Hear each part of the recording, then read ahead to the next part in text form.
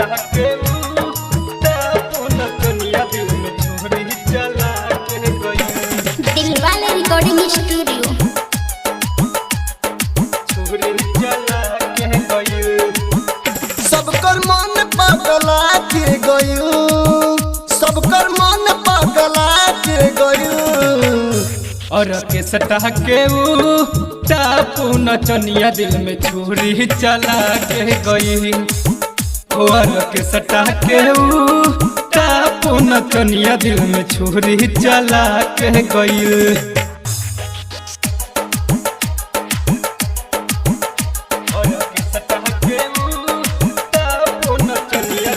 DJ Sonu Motihari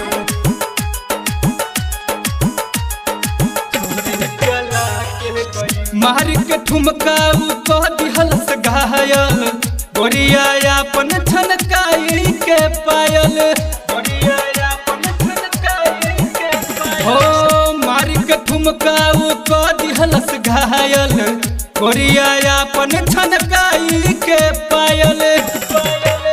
रोग लाभ के धरा के गइल, सबकर मन बहला के गइल। और के सटा के टापू नचनिया दिल में छुरी चला के गई। और के सटा के टापू नचनिया दिल में छुरी चला के गई।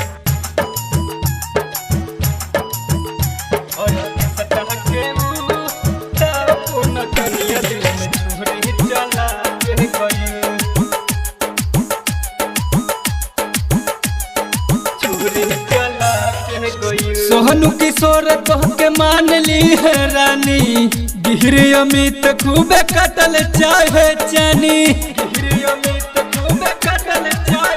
ओ सोनू किशोर कह के मान ली है रानी, गिहरी अमित खूब कटल चाहे चैनी। कैसन जादू चला के गइल, कैसन जादू चला के गइल।